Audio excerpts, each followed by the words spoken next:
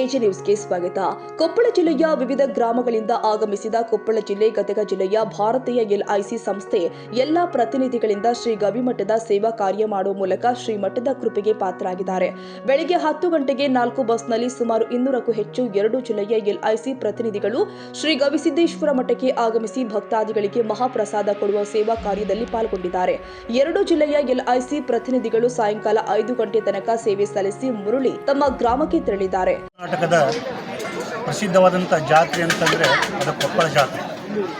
ಈ ಕೊಪ್ಪಳ ಜಾತ್ರೆಯಲ್ಲಿ ಎಲ್ಲ ಸಮೂಹ ಬಂದು ಆ ಸಮೂಹ ಏನಿದೆಯಲ್ಲ ಧರ್ಮಾತೀತವಾಗಿ, ಜಾತೀತೀತವಾಗಿ, ಆರ್ಥಿಕಾತೀತವಾಗಿ ಇಲ್ಲಿ ಎಲ್ಲ ತಮ್ಮ ಸೇವೆಯನ್ನು ಒದಗಿಸಿ ಬಹಳಷ್ಟು ಆನಂದ ಖುಷಿ ಪಡ್ತಕ್ಕಂಥ ಸನ್ನಿವೇಶ ನಾವಿಲ್ಲೆಲ್ಲರೂ ನೋಡ್ತಾ ಇದ್ದೇವೆ. ಈ ಒಂದು ಸನ್ನಿವೇಶ ಬಹುಶಃ ನಾವೆಲ್ಲ ಕಾಣ್ತೀವಲ್ಲ, ಇದು ಒಂದು ಸುಂದರವಾದಂಥ ಸನ್ನಿವೇಶ.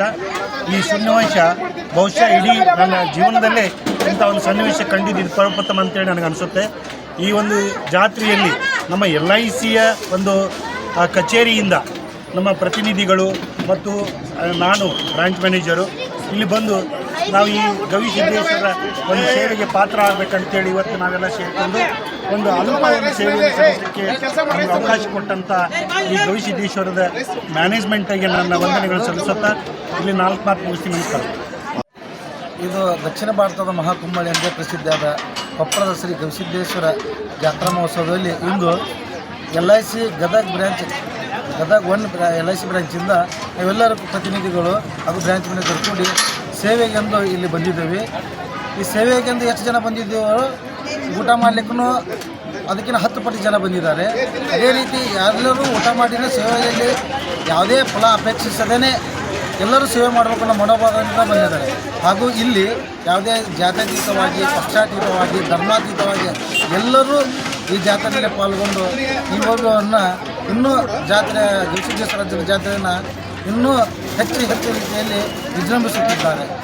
ಇದನ್ನು ನೋಡುವುದೇ, ಇದನ್ನು ಕಣ್ತುಂಬುವುದೇ ಒಂದು ಸೌಭಾಗ್ಯ ಅಂತ ನಾವೆಲ್ಲರೂ ನಂಬಿಕೊಂಡಿದ್ದೇವೆ. ಇದನ್ನು ನೋಡಲಿಕ್ಕೆ ಈ ವೈಭವ ಜಾತ್ರೆಗಳನ್ನು ನೋಡಲಿಕ್ಕೆ ಎಲ್ಲ ಪ್ರತಿಯೊಬ್ಬರು ಇಲ್ಲಿ ಬಂದು ಇದನ್ನು ಆನಂದಿಸಬೇಕಂತ ಈ ಗವಿಸಿದ್ದೇಶ್ವರನ ಒಂದು ಕೃಪಾ ಆಶೀರ್ವಾದದಲ್ಲಿ ಎಲ್ಲರೂ ಪಾಲ್ಗೊಳ್ಳಬೇಕೆಂದು ಈ ಸಂದರ್ಭದಲ್ಲಿ ಗ್ರಾಮದ ಮುಖಂಡರು ಆದ ಯಲ್ಲಪ್ಪ ಎಚ್ ಬಾಬರಿ, ಶರಣಪ್ಪ ಜೋಕಿನ್, ಬಾಳಪ್ಪ ಗಂಗ್ರ ಉತ್ತರ, ಮಲ್ಲಪ್ಪ ಇದ್ಲಿ, ಸಂಗಪ್ಪ ಮಳ್ಳಿ, LIC ಸಂಸ್ಥಾಪಕರು ಸೇರಿ ಮತ್ತಿತರರು ಹಾಜರಿದ್ದರು. Andappa Kolur, Koppal AJ news. ಕನ್ನಡಿಗರ ಮೆಚ್ಚಿನ ನಿಮ್ಮ ಎಜೆ 24/7 ನ್ಯೂಸ್ ಕನ್ನಡ ವಾಹಿನಿ ಇದೀಗ ಟಿವಿಯಲ್ಲಿ ಲಭ್ಯ. ವೇಳೆ ನೋಟಿಸ್ ಕೊಟ್ಟಿದ್ರೆ ವಾಪಸ್ ತಗೋತೀವಿ. ಇವತ್ತು ವಕ್ಫ್ ಪ್ರಾಪರ್ಟಿ ಅಂತೇಳಿ ಬರ್ತದೆ ಅಂತ ಹೇಳಿದ್ರೆ ರೈತರ ಬೀದಿಗೆ ಬಂದು ಏನ್ ಮಾಡ್ಬೇಕಾಗತ್ತೆ? ಯಾರು ವೋಟ್ ಹಾಕಲಿಲ್ಲ ಅಂದ್ರೆ ಗ್ಯಾರಂಟಿನೆಲ್ಲ ಸ್ಟಾಪ್ ಮಾಡ್ಬಿಡ್ತೀವಿ.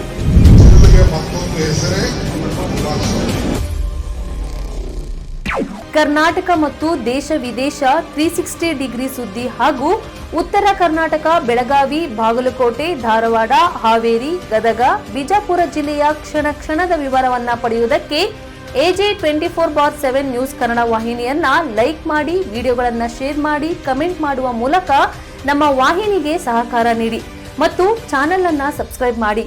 ಧನ್ಯವಾದಗಳು.